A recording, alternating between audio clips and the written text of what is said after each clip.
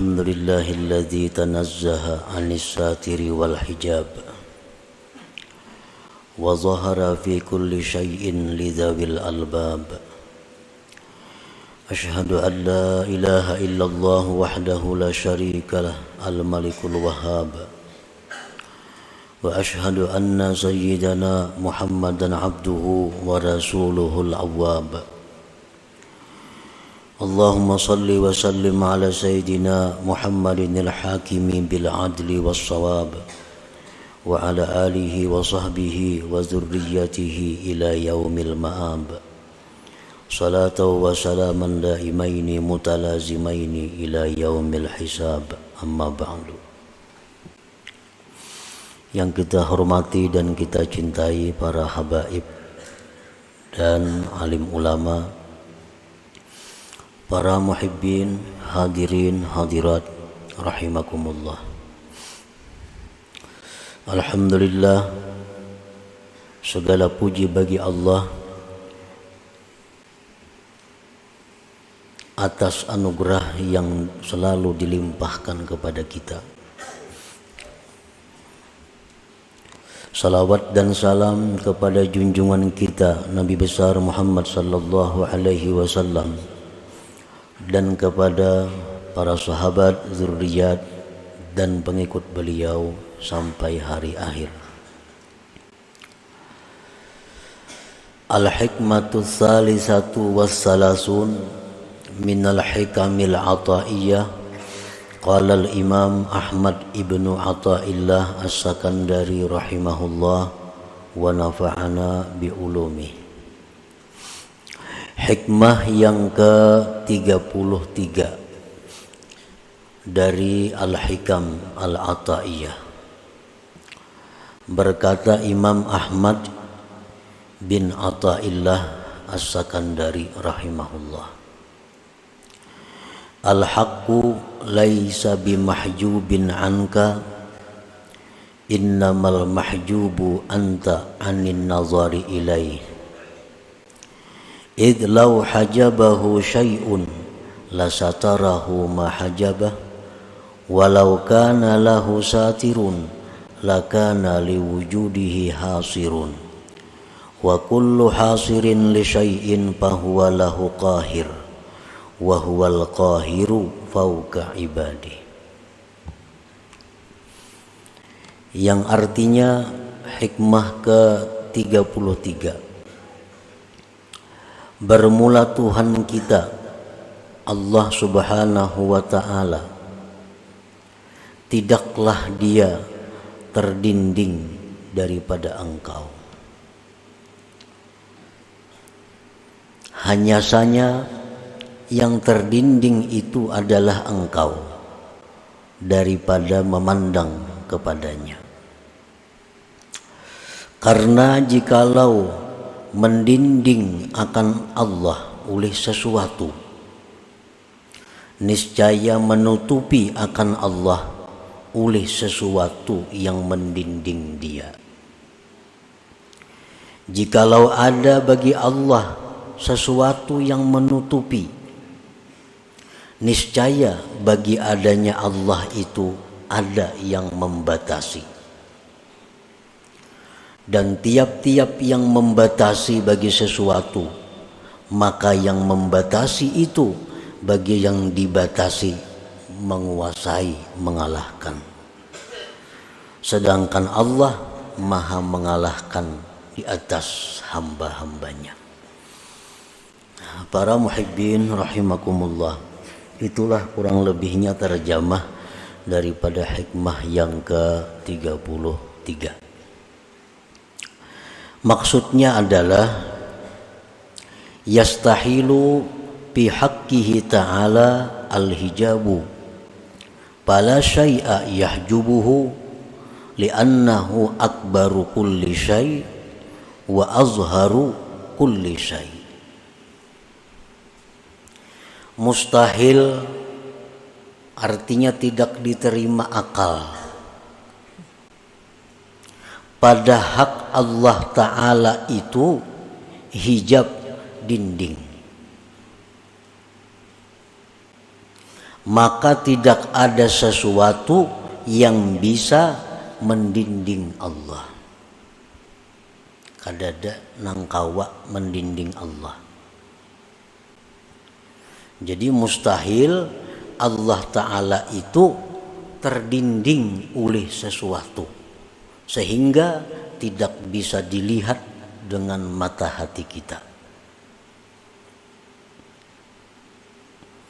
Kenapa Tuhan Allah Subhanahu wa Ta'ala itu tidak bisa didinding, ditutupi oleh sesuatu?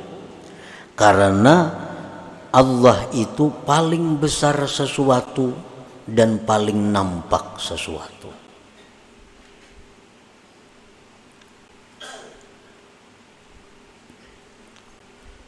Allah itu maha besar. Selain daripada Allah itu kecil. Maulah nang kecil ini melindungi lawan yang maha besar. Kan mustahil.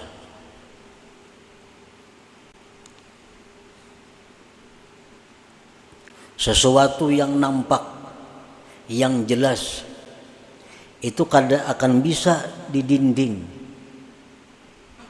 ditutupi oleh sesuatu yang samar, yang kada jelas.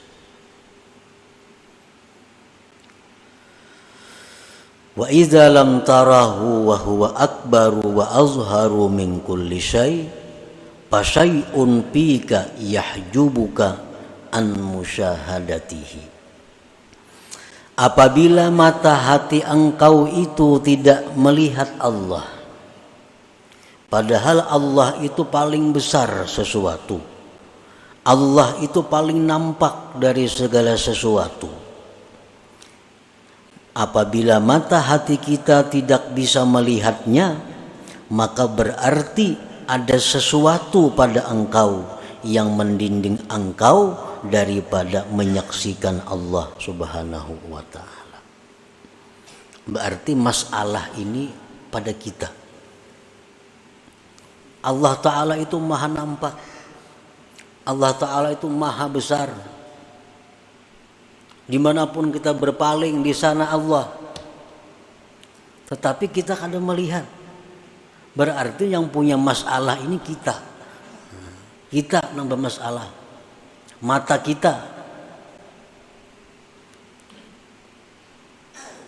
Orang samun melihat baiknya jurang itu. Kita kada melihat. Berarti kita nang masalah ini.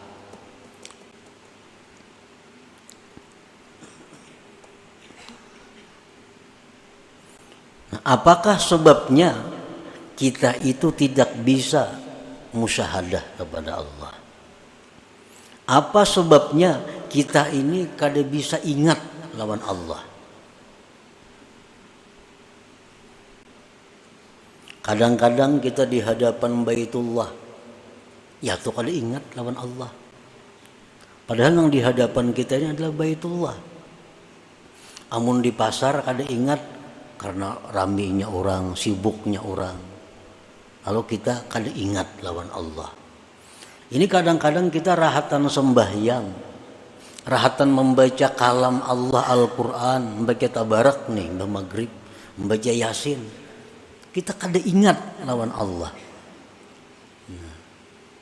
Ini berarti di dalam diri kita ini ada penyakit, ada sesuatu yang menyebabkan kita kada bisa ingat, kada bisa musyahadah kepada Allah. Nah, wa idza lam tarahu wa huwa akbaru wa azharu min kulli syai' fa syai'un fika yahjubuk an musyahadatihi. Bila mata hati engkau tidak bisa melihat Allah, padahal Allah itu maha besar, Allah itu maha nampak dari tiap-tiap sesuatu, maka ada sesuatu pada diri engkau yang mendinding engkau daripada memandang atau musyahadah kepada Allah.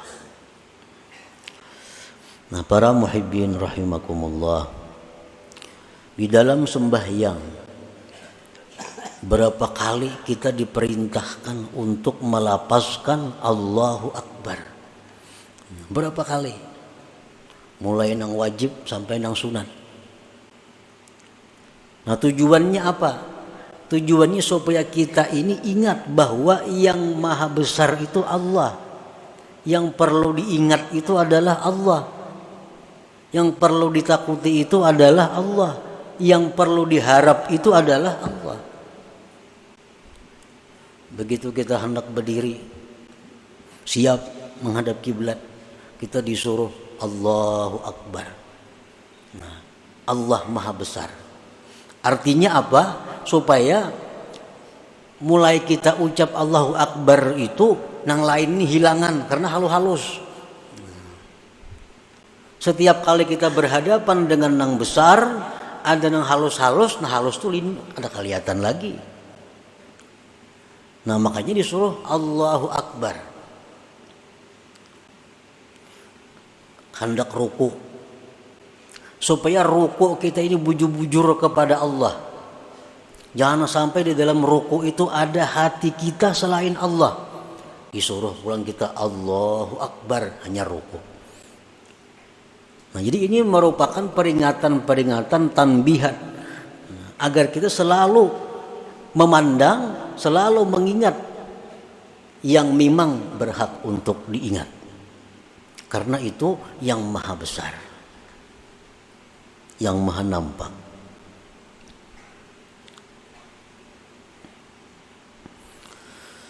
Nah, apabila kita sudah mengakui Allahu Akbar, Allah itu maha besar, sudah meyakini Allah itu maha nampak, Allah itu sangat jelas, tapi kita kada bisa melihatnya, kada bisa mengingatnya, berarti ada penyakit di dalam diri kita yang wajib kita hilangkan penyakit itu, yang wajib kita tinggalkan penyakit itu.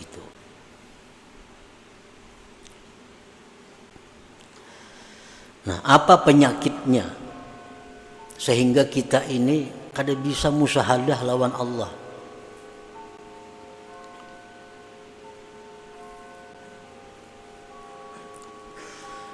Disebutkan oleh Imam Ahmad Ibnu Athaillah di dalam hikmah yang berikutnya, Al-Hikmatul Rabi'atu Wassalasun. Ini hikmah yang ke-34 ini menjelaskan kepada kita penyakit yang menyebabkan kita selalu lupa kepada Allah. Ukhruj min awsafi basyariyatik an kulli wasfin munakidin li'ubudiyatik litakuna linida'il haqqi mujiba wa min hadratihi qariba. Keluarlah engkau dari sifat-sifat kemanusiaan engkau, dari tiap-tiap sifat yang bertentangan dengan kehambaan engkau, agar engkau bisa menyahut panggilan Tuhan dan bisa dekat kepada hadrat Tuhan. Nah, jadi ternyata yang menyebabkan kita ini kada bisa musyahadah kepada Allah, yang menyebabkan mata hati kita ini selalu terdinding daripada menyaksikan Allah, ternyata penyebabnya adalah sifat-sifat basyariah kita, sifat-sifat kemanusiaan kita yang bertentangan dengan kehambaan kita. Kan kita nih hamba, kita mengakui pada kita nih hamba, tetapi sifat-sifat hamba itu kada kita hiraukan dalam diri. Kita mengakui hamba, tetapi kita kada memperhatikan apa sebenarnya yang dilakukan seorang hamba itu.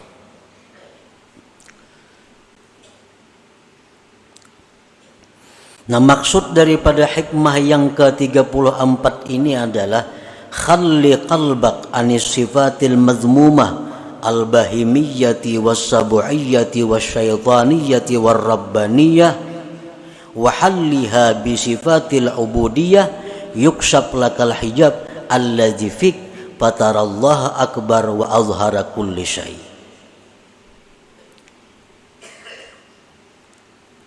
Bersihkan hati engkau dari sifat yang tercela, baik sifat kebinatangan, sifat kebuasan, sifat syaitan, sifat ketuhanan yang ada dalam hati kita itu mesti dihilangkan. Karena itu yang menghalangi kita daripada musyahadah. Itu yang menyebabkan kita ini lupa kepada Allah. Lupa kepada Allah. Padahal kita berada di tempat yang semestinya Allah sangat jelas. Dan perhiasilah hati itu dengan sifat-sifat kehambaan, niscaya dibukakan bagi engkau dinding yang ada pada engkau, sehingga engkau bisa melihat Allah itu maha besar, Allah itu maha nampak daripada segala sesuatu. Jadi hijabnya ini, dindingnya ini pada diri kita. Selama hijab itu kada kita hilangkan dari diri kita, apapun ilmu yang kita pelajari tetap kada akan bisa musyahadah kepada Allah. Tetap kada akan bisa khusyuk dalam menjalankan ibadah. Selama kita masih bersifat dengan sifat-sifat yang tercela itu. Ini masih ada hubungannya dengan hikmah yang ke-32 minggu dahulu. Ini telah disebutkan pada minggu dahulu bahwa yang utama bagi engkau itu adalah menghilangkan keaiban diri engkau. Itu yang utama. Amalan-amalan nang pacang bakaramat, amalan-amalan nang pacang sugih, amalan-amalan nang pacang dihormati orang, kada usah digawi kalau masih kita punya sifat-sifat yang tercela. Amalan hendak masuk surga kada usah dibaca. Kalau masih ada pada diri kita sifat yang tercela, cari amalan yang bisa menghilangkan sifat tercela itu.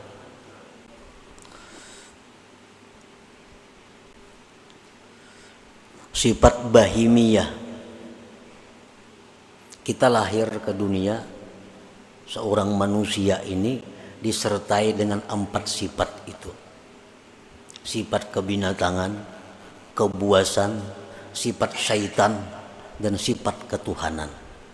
Keempat-empatnya ini mesti dibersihkan. Sifat bahimiyah itu macam apa? Kebinatangan itu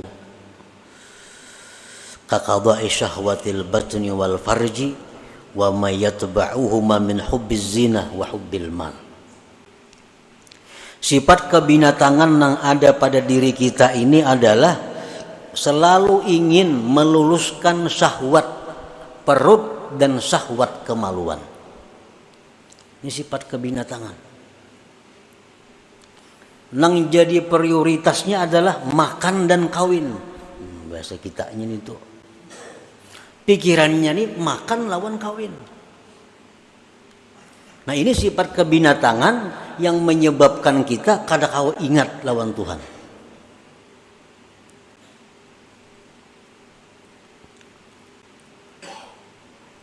Dan sifat yang mengikuti makan dan kawin. Kenapa namanya mengikuti? Pertama kalau orang ketujuh makan itu pasti ketujuh lawan duit. Karena kada kawa makan kada berduit. Bila orang ketujuh kawin itu ketujuh berhias. Berhias perlu duit. Kawin itu perlu berhias. Nukar baju nang hanyar, nukar ini, nukar itu. Beraksi. Supaya dilirik orang, supaya diketujui orang. Berhias, berdandan. Biaya mahal. Nah perlu kepada duit. Nah sifat itu nang maulah kita ini kada kawa bujur di dalam ibadah kita. Rahatan sambahyang nang dipikirkan mbah ini kan aku makan apa? Nah rahatan sambahyang. Imbah sambahyang nih.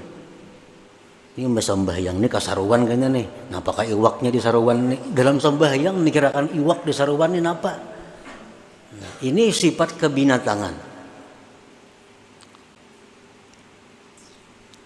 Nah itu nang kita bujurakan.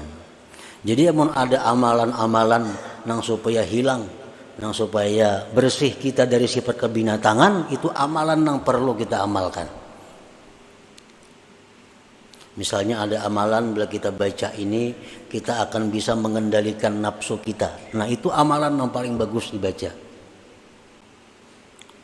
Kada usah minta amalan yang ilmu laduni, kada usah. Kada usah minta amalan supaya doa mustajab, kada usah. Kada usah minta amalan supaya rezeki datang, kada usah. Selama dalam diri kita ada sifat yang tercela.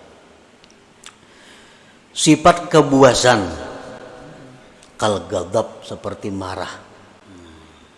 Marah tuh buas. Sedikit-sedikit sari, sedikit-sedikit sari. Nah, orang nang penyarikan ini terdinding juga, kada akan bisa musyahadah kepada Allah. Kal ghadab wa adamir ra'fati war rahmah, ketiadaan sayang kepada makhluk Allah, itu sifat kebuasan. Sifat syaitaniyah, kal hasadi, seperti dengki. Dengki ini sifat syaitan. Syaitan sangat dengki kepada kita karena kita ini adalah manusia yang diberi Allah macam-macam keistimewaan, dan ingin selalu berusaha menghilangkan keistimewaan yang ada pada diri kita itu. Apalagi sifat syaitan itu idmarisu, menyembunyikan kejahatan di dalam dirinya. Syaitan tuh pikirannya supaya orang tuh ke neraka itu aja. Nah, jadi pikiran syaitan itu supaya orang tuh tak masuk neraka, supaya orang itu maksiat. Nah, kalau dalam diri kita ini ada pikiran supaya orang itu kalah daripada kita, supaya orang itu rugi, kita nang untung, supaya orang itu sakit, kita nang nyaman. Nah, selama pikiran itu ada pada diri kita, berarti kita ini ada sifat syaitan. Sifat syaitan. Dan itu mendinding kita daripada ingat kepada Allah. Wasifatur rabbaniyah, sifat ketuhanan itu apa? Sifat ketuhanan itu kal isti'la, seperti hendak berkuasa.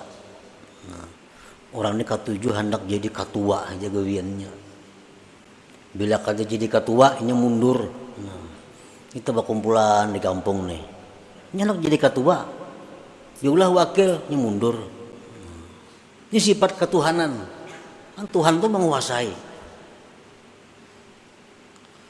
Apalagi sifat ketuhanan hubbul madah wassana. Orang ini katujuh dipuji, diambung.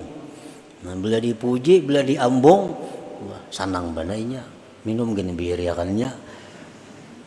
Hubbus sana. Bila dalam diri kita ini ada sifat macam itu, suka dipuji orang, apalagi mencari-cari pujian.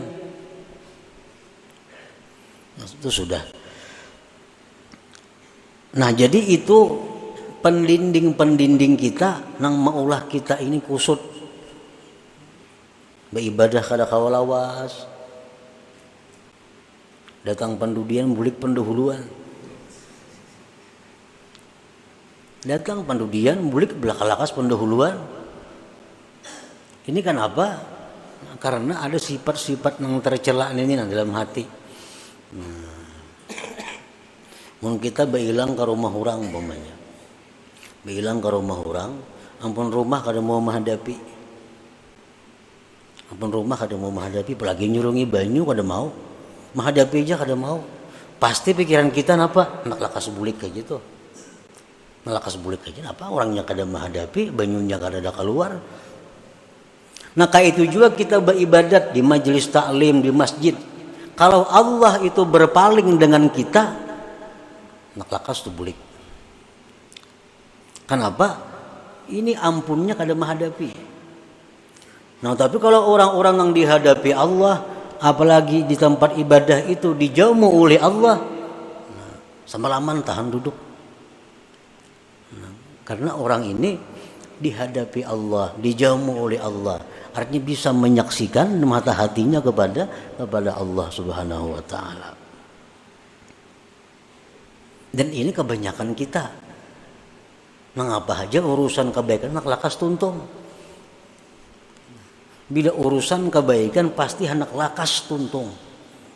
Model kada sanggup itu menghadapi. Nah, kenapa? Karena Allah berpaling. Ini kada bisa melihat. Mata hatinya kada kuntak. Nah, karena terdinding oleh sifat-sifat yang kebinatangan yang berkuasa dalam diri kita. Nah, kemudian lagi sifat kehambaan. Nah, sifat kehambaan yang mestinya sifat kita tuh. Pertama, taat. Itu sifat seorang hamba. Mestinya taat kepada Allah, taat kepada hukum. Ini sifat seorang hamba. Apalagi sifat seorang hamba itu tawadhu. Itu sifat hamba, tawadhu. Apalagi sifat hamba ikhlas, berbuat itu untuk tuannya, beramal untuk Allah. Nasihat, ini sifat hamba. Nasihat ini artinya apa? Menghendaki agar kawan ini nyaman, agar kawan ini baik, agar kawan ini selamat. Itu nasihat. Itu sifat seorang hamba. Nah, bila sudah sifat-sifat kebinatangan, kebuasan, syaitan, sifat rabbaniyah itu sudah kita hilangkan dari diri kita dan kita hiasi hati dengan sifat kehambaan kita, maka otomatis sudah kita bisa musyahadah kepada Allah. Musyahadah kepada Allah. Sembahyang kita memandang Allah, ibadah kita membaca Quran memandang Allah. Maka akan kita temukan kenikmatan-kenikmatan ibadah, kelezatan-kelezatan ibadah. Fahina idin tasduqu fi qaulika Allahu Akbar. Nah, maka pada ketika itu engkau menjadi orang yang jujur dalam perkataan engkau Allahu Akbar. Kita ini kada jujur banyak. Kita harus mengakui bahwa kita ini kada jujur. Terutama kepada Allah. Terutama kepada Allah. Kita mengucap Allahu Akbar. Nahap Allahu Akbarnya. Angkat tangan lagi. Tapi pada praktiknya kita kadang menganggap Allah itu yang besar. Ada usaha kita yang maha besar. Ada duit kita yang maha besar. Jabatan kita yang kita agungkan mati-matian. Ini kada jujur dengan Allah. Dalam sembahyang, inna salati, sembahyang ulun, wa nusuki, ibadah ulun, wa mahyaya, hidup ulun, wa mamati, mati ulun, lillah, bagi Allah Rabbil Alamin. Itu pengakuan dalam sembahyang. Jujurlah kita itu, hidup kita ini untuk Allah. Jujurlah kita mati untuk Allah. Jujurlah kita beribadah untuk Allah. Nah, ini kebanyakan kita kada jujur.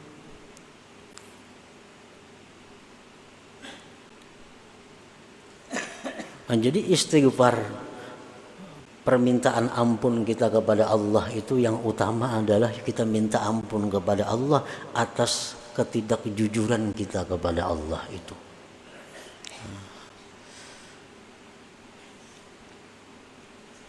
Fahina idin tasduqu fi qaulika Allahu Akbar, maka pada ketika itu engkau sudah bisa bersih hati dari sifat yang kada baik dan sudah berpakaian dengan sifat yang baik. Pada ketika itu engkau bisa musyahadah kepada Allah, maka jujurlah engkau dalam perkataan engkau Allahu Akbar itu. Namun kita melihat nang besar itu nang lain kada kelihatan lagi, mestinya macam itu. Nang ganal, hadapan kita ini nang ganal, nang di belakang tuh halus-halus kada kelihatan lagi. Tapi kita ini sebaliknya, nang halus-halus ini nang nampak lawan kita, nang hina-hina, nang binasa ini nang nampak lawan kita. Sedangkan yang maha besar sebenarnya terdinding daripada kita. Nah, para muhibbin rahimakumullah. Jadi itu yang perlu kita usahakan, yang perlu kita pikirkan, jangan ditunda-tunda. kaina-kaina jangan. Kayak apa caranya supaya kita bisa bujur dalam ibadah kita. Kita supaya beribadah kepada Allah itu u'budillah ka'annaka tarah. Beribadahlah kepada Allah seolah-olah engkau itu melihat kepada Allah. Nah, kita kalau suruh beribadah melihat Allah Ta'ala. Nah, karena di dalam hati kita banyak penghalang, banyak pendinding. Kalau Allahnya nampak, Allahnya jelas, tapi kitanya yang punya masalah. Nah, jadi tugas kita adalah mempelajari ilmu kayak apa cara supaya bisa demikian. Mencari amaliyah kayak apa supaya bisa jadi demikian. Itulah pekerjaan yang paling afdal yang kita kerjakan pada saat kita dipenuhi dengan sifat-sifat yang tercela itu. Nah, selanjutnya hikmah yang ke-35. Ila hadratin Nabi sallallahu alaihi wasallam al-Fatihah. Bismillahirrahmanirrahim. Iyyaka na'budu wa iyyaka nasta'in. Shiratal ladzina يا الله بها يا الله بها يا الله بحسن الخاتمة يا الله بها يا الله بها يا الله بحسن الخاتمة يا الله بها يا الله بها يا الله بحسن الخاتمة فيا أيها الرجل منه شفاعة صلوا عليه وسلموا تسليما